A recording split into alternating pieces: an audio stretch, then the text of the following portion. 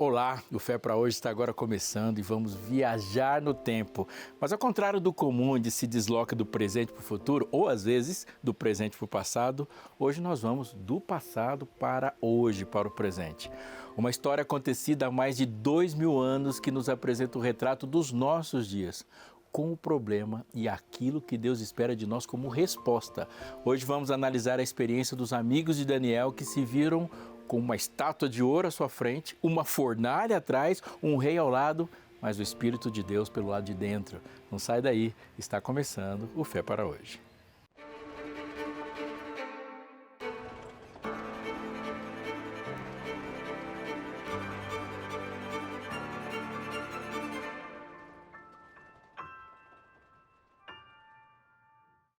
O rei Nabucodonosor fez uma imagem de ouro que tinha 60 côvados de altura e 6 de largura. Levantou-a no campo de Dura, na província da Babilônia. Então o rei Nabucodonosor mandou ajuntar os sátrapas, os prefeitos, os governadores, os juízes, os tesoureiros, os magistrados, os conselheiros e todos os oficiais das províncias para que viesse a consagração da imagem que o rei Nabucodonosor tinha levantado. Então se ajuntaram os sátrapas, os prefeitos, os governadores, os juízes, os tesoureiros, os magistrados, os conselheiros e todos os oficiais das províncias para a consagração da imagem que o rei Nabucodonosor tinha levantado. E estavam em pé diante da imagem que o rei Nabucodonosor tinha levantado.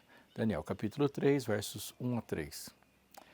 Para entender a força desses versículos, não dá para começar do capítulo 3. A história pede que a gente volte ao pano de fundo do capítulo 1 e, sobretudo, do capítulo 2. O Império Babilônico, depois de uma campanha de conquistas no mundo do seu tempo, chegou até Judá, tomou Jerusalém e leva cativos para a capital do Império o povo que ali estava. Entre eles, Daniel, o autor do livro, e os 3 hebreus que depois nós vamos chamar de amigos de Daniel, Ananias, Misael e Azarias. O rei decide treiná-los na ciência e na língua e na cultura babilônica para que eles cumprissem e servissem ali um tempo no palácio. Logo de sair do capítulo 1 nos apresenta uma cena de resistência. Daniel e seus amigos se recusam a comer da dieta da corte por razões que tocam a consciência. Uma comida marcada por práticas de um culto idólatra, num ambiente em que os nomes dos rapazes já foram trocados logo no início para homenagear esses deuses estrangeiros. É um primeiro sinal do tom do livro todo. Fé que não se dobra, obediência a Deus a despeito do custo. No capítulo 2, a tensão vai subir. Nabucodonosor perde o sono com um sono que ele nem consegue lembrar. E em fúria impõe um teste impossível aos sábios que estão na corte. Revelar o sonho e a interpretação. Ninguém consegue. O decreto de morte paira sobre a corte. Daniel pede tempo, se reúne com Ananias, Misael e Azarias e busca a Deus em oração. De noite vem a resposta. E Daniel bendiz ao Deus, ao Senhor como aquele que muda os tempos e as estações, remove reis e estabelece reis. E é levado à presença do rei. Antes de qualquer glória humana, Daniel confessa, há um Deus no céu que revela mistérios. E descreve o sonho, uma estátua magnífica e terrível, com uma cabeça de ouro, peito e braços de prata, ventre e coxas de bronze, pernas de ferro e pés de ferro misturado com barro. Então uma pedra cortada sem auxílio de mãos acerta aos pés. A estátua desaba e vira palha levada pelo vento. A pedra se torna uma grande montanha que enche toda a terra. A interpretação também é direta. A cabeça de ouro é o próprio Nabucodonosor e representa ali o Império Babilônico. Depois viriam outros reinos sucessivos, com a prata, o bronze, o ferro e, por fim, os pés de ferro misturado com barro, que seriam uma mistura, parte forte, parte frágil, mas o grande momento, o clímax da visão, vem na promessa quando diz, mas nos dias destes reis, o Deus do céu suscitará um reino que não será jamais destruído. Esse reino não passará a outro povo, esmiuçará e consumirá todos esses reinos, mas ele mesmo vai subsistir para sempre, e assim está escrito em Daniel 2,44. A mensagem ali é clara. Todos os impérios humanos vão ter prazo. A história não é uma roda sem eixo, ela tem uma direção e há um Deus soberano sobre a história e ela vai terminar com o reino que Deus estabelece. Diante do sonho e da revelação, comovido, o rei se prostra diante de Daniel, reconhece o Senhor de Daniel e ele reconhece como Senhor dos deuses, revelador dos mistérios, e Daniel ganha ali uma promoção. Ele e os seus amigos vão agora ocupar cargos bem elevados no reino. Só que essa convicção de Nabucodonosor não dura muito. Quando a gente vira a página, e já estamos lá no campo de Dura, no capítulo 3, há uma imagem, presta atenção, toda de ouro. É como se Nabucodonosor dissesse assim: se no sonho a cabeça era de ouro e depois vinha prata, eu vou reescrever a história. A minha estátua não terá prata, não terá bronze, ferro ou barro, será de ouro da cabeça aos pés. Meu reino não passa. É um desafio aberto à revelação que Deus deu. Não é só um monumento, é um manifesto contra o que Deus havia mostrado.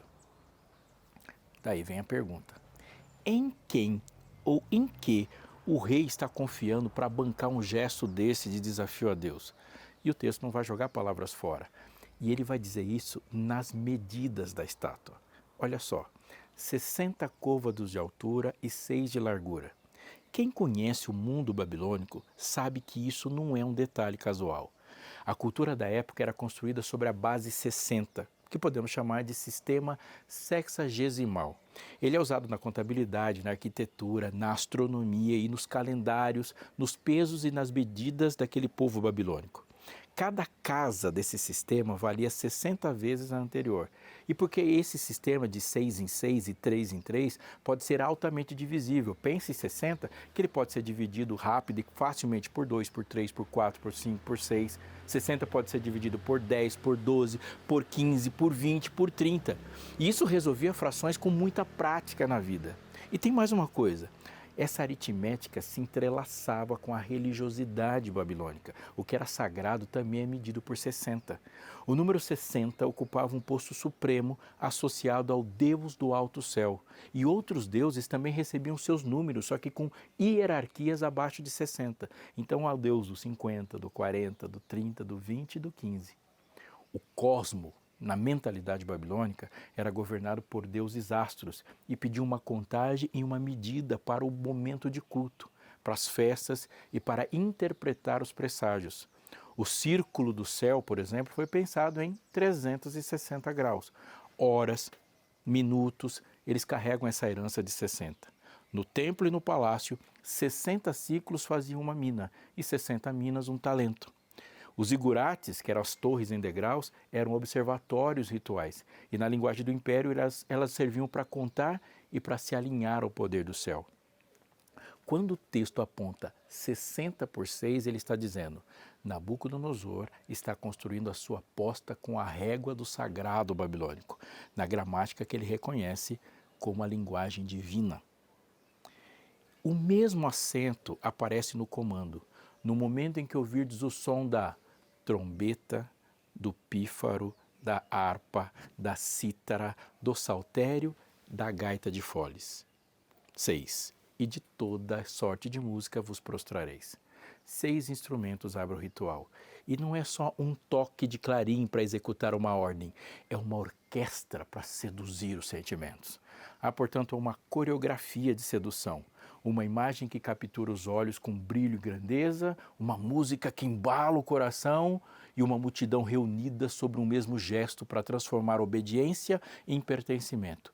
O espetáculo é calculado e o plano transparente, produzir unanimidade visível, forjar um juramento público, normalizar a prostração para tornar a resistência um espetáculo. Mas a história tem mais camadas. Quem lê os bastidores do capítulo 2 percebe um cheiro de pólvora.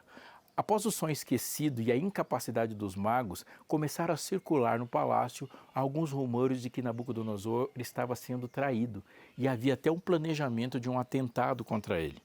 O decreto de morte não foi só um acesso de fúria, foi um contra-ataque de quem farejava golpe. Daniel, ao revelar o sonho e dar a interpretação, não apenas salvou os sábios, desarmou a cortina de fumaça que cobriu os conspiradores e deu uma certa estabilidade à corte quando ele reposicionou forças. O rei suspendeu o decreto, reconheceu que Deus revela mistérios e promoveu os hebreus. Isso é um detalhe muito importante. Mas governar demanda mais que um ato. Para ser governo é necessário legitimação. E o capítulo 3, lido nesse clima, ganha um relevo político. A consagração da imagem no campo de Dura funciona como um juramento coletivo de fidelidade depois de uma crise de legitimidade. Quem se recusa é traidor, quem se dobra está seguro. É idolatria? Sim. Mascarada de política? Também, e isso deve nos chamar a atenção. O texto segue e os detalhes vão ajudando aqui. Há uns homens judeus, estes homens, ó rei, não fizeram caso de ti, a teus deuses não servem, nem adoram a imagem de ouro que você levantou, está escrito em Daniel 3,12. A denúncia não discute teologia, ela acusa de desrespeito ao rei, de desafiar os deuses do império, de desobedecer ao decreto público. É a velha narrativa que ontem e hoje confunde fidelidade a Deus com ofensa ao Estado. Preste muita atenção nisso. Só que a Escritura nos convida a olhar mais fundo. Nabucodonosor não está apenas exigindo uma reverência cerimonial. Ele está desenhando um mundo onde a história é submetida ao seu projeto, amparado por outro poder, outros poderes que não o Deus do céu. Ao erguer uma imagem de si feita na medida do panteão que ele crê, o rei mostra uma lógica básica da idolatria. Os falsos deuses são projeções de desejos humanos e os adoradores acabam refletindo a imagem do que adoram. É um ciclo de retroalimentação.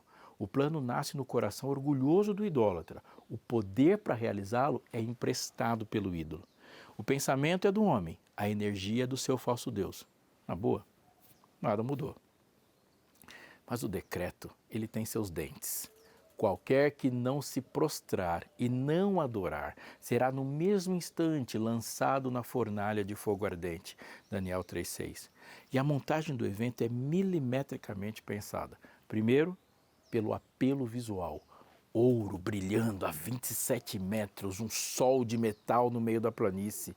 Isso acende um orgulho coletivo. Nós somos a Babilônia.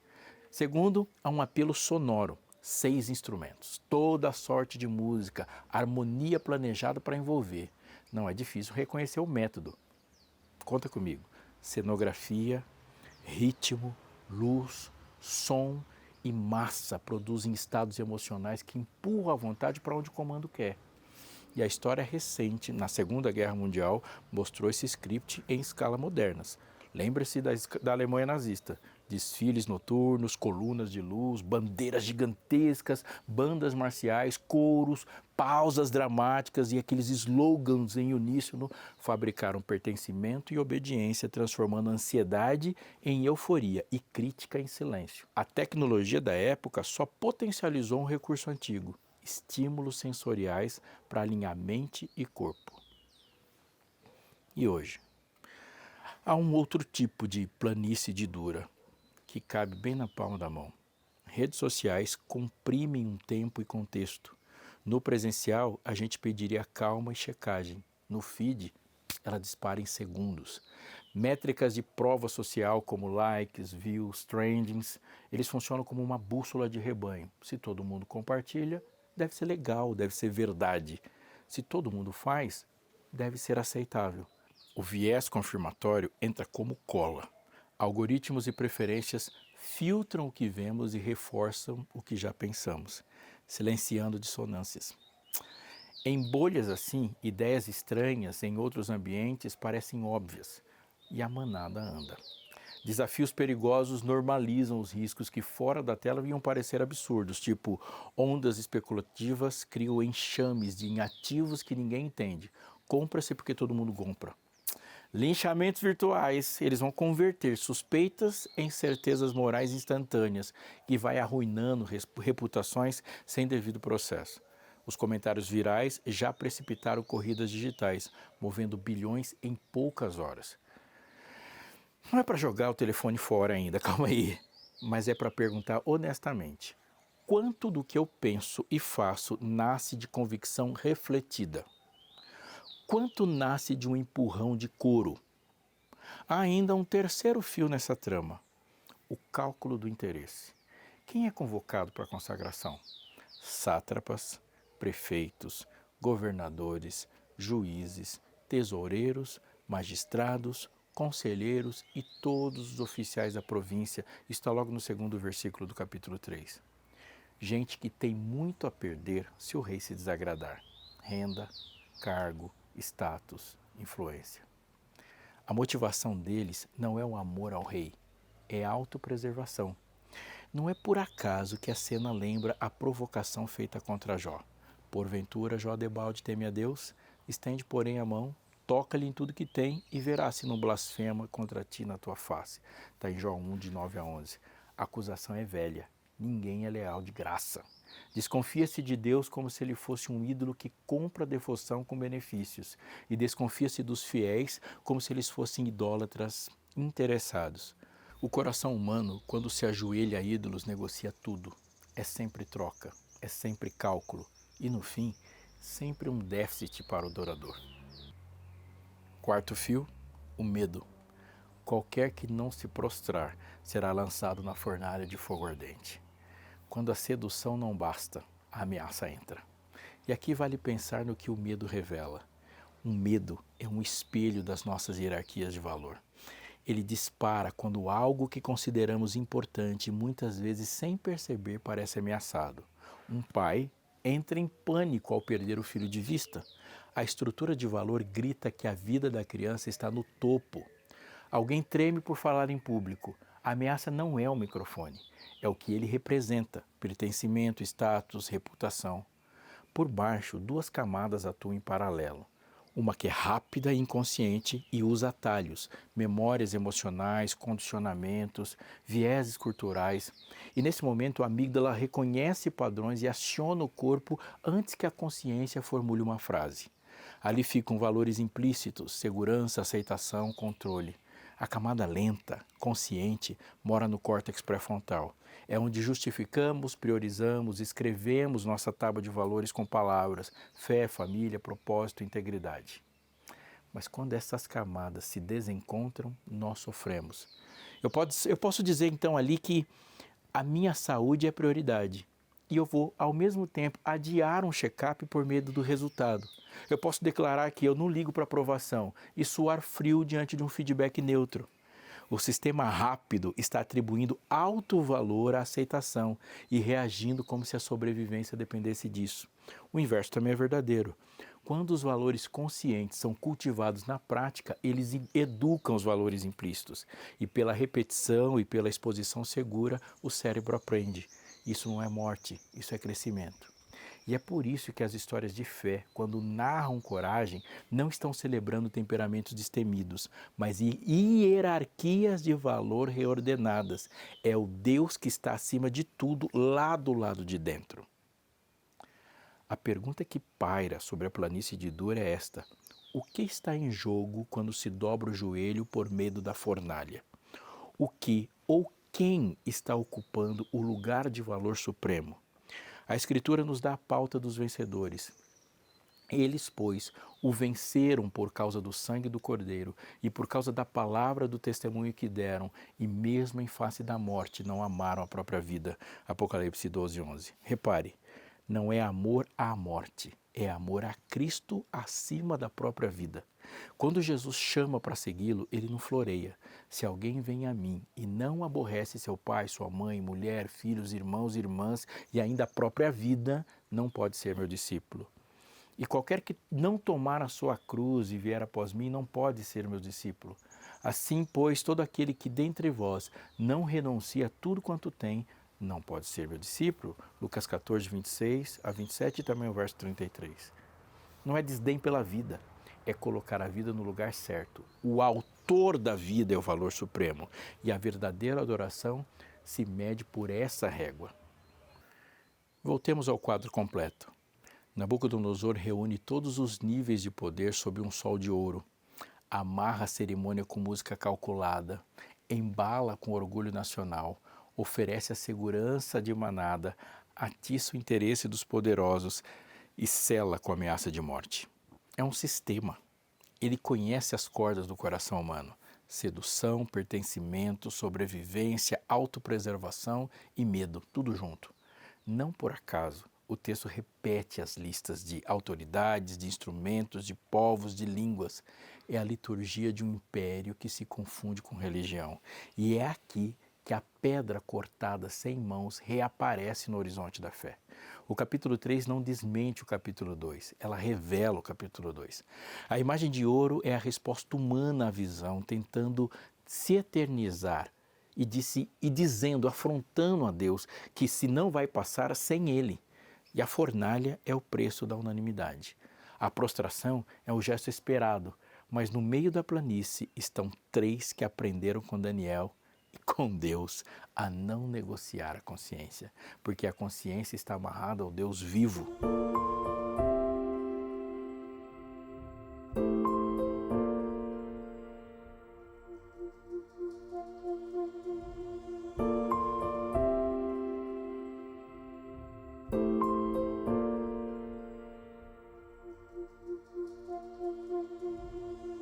Antes de encerrar, vale notar um último passo do rei.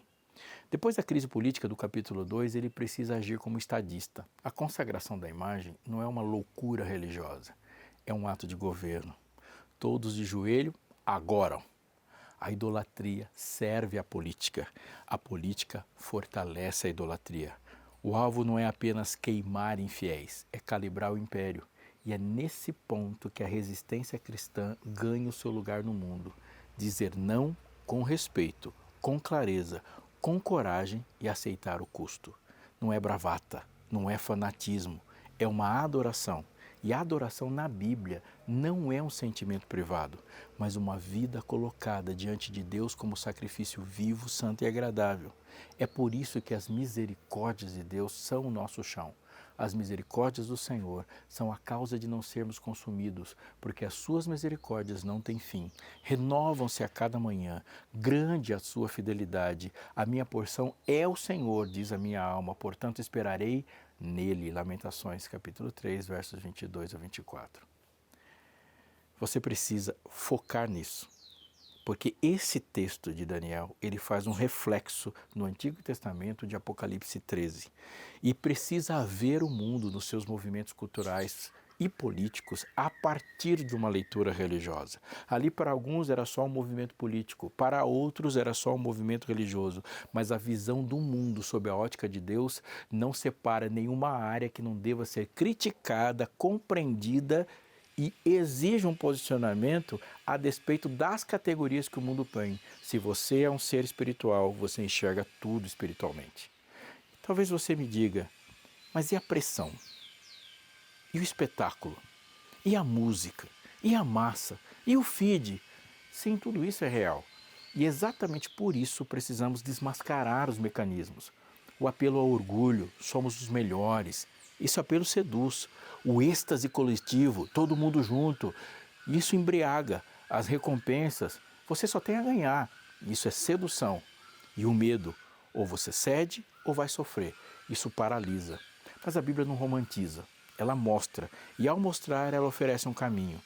Reordenar valores diante de Deus, reconhecer quando a multidão está empurrando a consciência, criar espaços de silêncio para ouvir a voz de Deus no meio do barulho, desconfiar de atalhos que prometem glória sem cruz e lembrar que a história tem um rei e a história tem fim e que a pedra cortada sem mãos ainda caminha.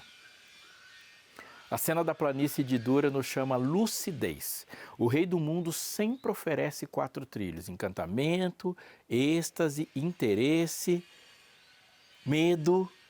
E a fé responde com 4 contracantos: gratidão, adoração, integridade e coragem.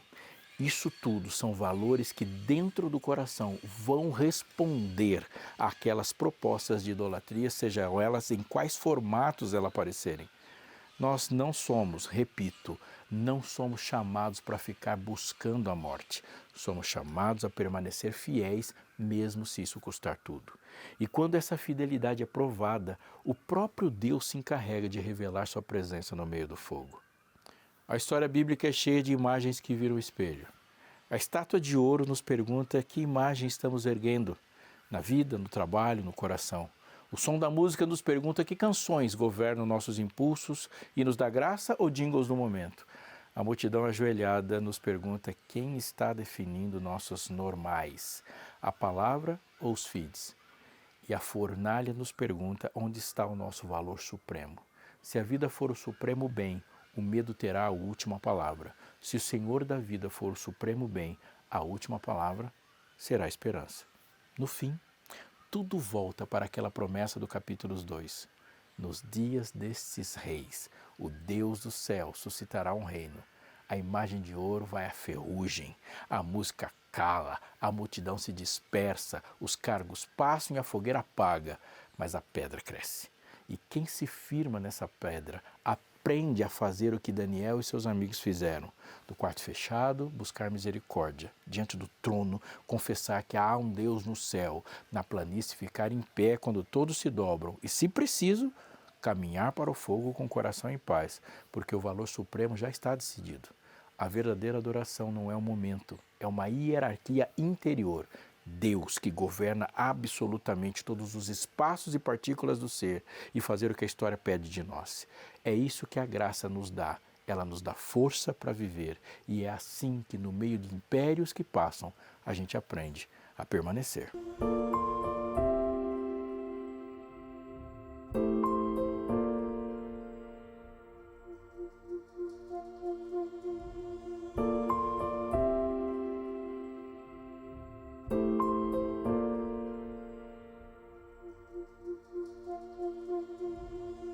A prosperidade que acompanhou o seu reinado encheu o coração de orgulho e presunção.